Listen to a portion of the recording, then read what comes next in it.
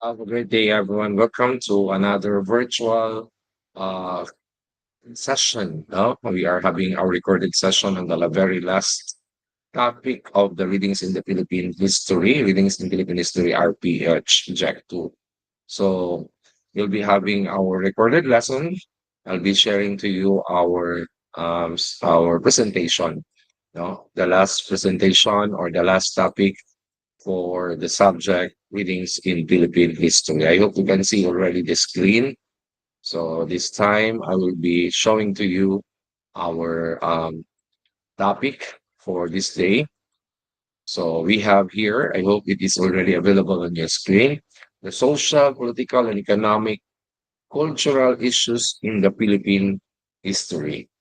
So by that, you can see here, so our learning objectives and learning targets for this time will be able to analyze social, political, economic, and cultural issues in the Philippines using the lens of our history of the nation. The second learning objective is to recognize the problems of today, the consequences of today, our consequences of the decision and events that happened in the past. So it's the connection in the past and in the present. And the last one, we'll be able to understand several enduring issues in the Philippine society through our own history. Okay. So we'll start with the evolution of the Philippine Constitution. No? We have to put into idea that there is no longer subject um, Philippine Constitution in college, but it is integrated in the readings in Philippine history. This is a very important integral subject for every citizen, for every Filipino learners, especially in the college, that will be able to understand our own constitution. No? This serves as the fundamental law of the land. So it is right and proper that we will be able to understand and we have the knowledge of the constitution so that we'll be knowledgeable of the laws of the land. There is a Latin maxim saying that in English converted or translated to English that ignorance of the law excuses no one. So we are so fortunate because you are a student, you are enrolled to this subject, and you will be informed and be knowledgeable of the constitution, the laws of the land. So what is constitution? No? How did this started in its history? How did it evolve from the Spanish era to the American era to the present era. So the Constitution is defined the fundamental principles or established precedents according to which the state or other organization is governed. So each country, they have the written constitution. So before there are unwritten constitution, the royal family in the European countries, they have the laws, the words of the king serves as the law of the land. While in the generation, as the generation goes by, it is clearly and explicitly explained into a written form of a constitution where people are informed of the rules, the laws of the land, so that they will be guided of their actions, their behavior, in all aspects of our life in the place where we are living or where we belong as a citizen. Now, as I mentioned, there are power of the government. Now they have all their power, functions, and duties are stated in the Constitution. So the word itself means to be part of the whole, part of the whole. So that is why the word is constitute, to make it one. No, the coming together of distinct entities into group with the same principles and ideas. These principles define as the nature and the extent of the government. So it is so necessary that a certain country must have laws to follow, no? So that they will do that. We will know what are the things that we need to do, what are the things that we need to avoid, so that we can live in a very harmonious way of living in a certain society. So if there are laws to be followed and laws are being implemented properly, there is a harmony in the society or the place, no? And all citizens are guided. So how did the Philippine Constitution evolve, no, develop, no? The Constitution of the Philippines is the supreme law of the Republic of the Philippines, meaning these are the basis, no, how it differs from the Republic Act, from the ordinances, from the presidential decree. No, all of those are crafted laws now by our lawmaking body, the legislative branch. As we believe, there are three branches of the government: the executive, which is responsible of executing and implementing the laws of the land.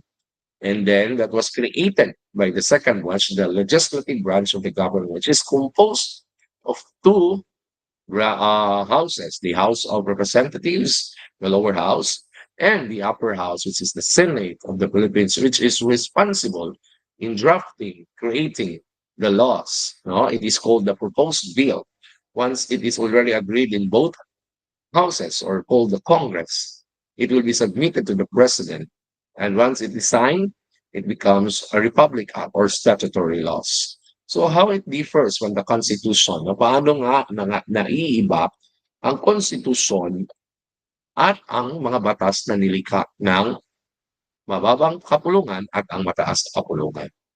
So lawmakers, they all base their laws that being created into our constitution as the fundamental principles. So if it is aligned with the constitution of the country, ang 1987 saligang batas, excuse me, if it is not constitutional, therefore, if there is some sector of the community or the society will against the laws that was being created and implemented by the legislative by the executive branch, they can question it in the third branch of the government, which is the Supreme Court or the judiciary. The judiciary has the highest authority to tell if the laws that was created and proposed and created by the legislative branch and being executed and implemented by the executive branch follow that our constitution, and if does not follow, there is what we call the unconstitutionality of the laws that created and implemented. No, so therefore that law become null and void. So that's the rule. No, the question the legality, the constitutionality of the laws. The Supreme Court has the power to interpret in it. So there were only three other constitutions that they have in our country. The 1935, which is the first constitution during the American era, we were introduced in the Commonwealth government. Now we are being trained to rule our own government. That is why we are given 10 years of preparation before we will be liberated from the hands of the Americans. The 1935 Constitution and even to the Constitution that we are having today, it is patterned after the American Constitution. So the 1935 is also called the Commonwealth Constitution because our government during that time is called the Commonwealth Government. Sa Tagalog, ito ang tinatawag nating malasariling pamalaan. By that, we are being bounded of the constitution that is implemented in our country during the American colonization. So we have the Tidings-McDuffie Law creating the National Assembly where the Filipino people are trained to create their own laws, their own legislative body so that we'll be prepared to run our own government. The 1973 Constitution, the second Constitution that we are having in our country, that is the Marcos Constitution. No? This was being revised in 1935. We can see later on the details of the 1973 Constitution. This Constitution is called the Marcos Constitution because this time the Constitution is implemented during the regime of Marcos, Ferdinand Marcos Sr. And of course, the 1986, which is being implemented in the 1987, the present constitution that we are having, the 1987 Freedom Constitution. It is called freedom because right after the martial law and the people power, no, there were constitutional assembly ways of gathering of these lawmakers and legal experts crafted and drafted a constitution, and it was being ratified by its people That is why the 1987 Constitution is now promulgated as to its present time. So if we count off the 1987 to 2025 right now, we can observe that that's more than 30, 37, 35 years already. 37, 36, 38, 38 years already, or 39 years already. No, and that is how old are the present constitution that we are having today. However, there were earlier constitution attempted by Filipinos in the struggle to break from our colonial leaders or colonial yoke. So again, there are three constitutions that evolved in our country: the 1935, also called the Commonwealth Constitution; the 1973 Constitution, which is the Marcos Constitution; and the present Constitution, the 1987, because it's already promulgated in the year 1987 after it was being ratified by its people. Now, let's go back on the history. How did our constitution started? The revolution demands of the Piak na Bato, the first revolutionary government, the Republican government of the Philippines, no, the expulsion of the priests or the priors and the return of the Filipinos of the lands they appropriated for themselves, and the representation in the Spanish Cortes or the court, where the Spanish colonizers were already expelled in our country, and freedom of the press and tolerance of a religious sect, equal treatment paid for peninsulares and the insulares civil servants, abolition of the power of the government to banish citizens, and legal equality for all persons. So this is the revolutionary government that we have during the Spanish Revolution, the Biak na Bato Republic.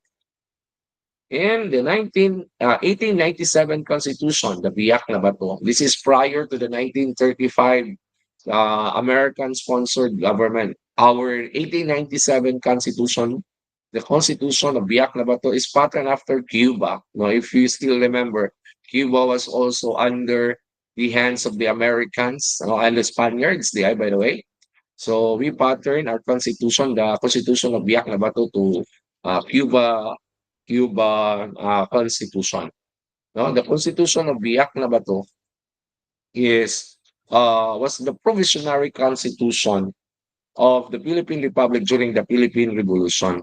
So we can observe and was promulgated in the Philippine Revolutionary Government in the first day of November 1897.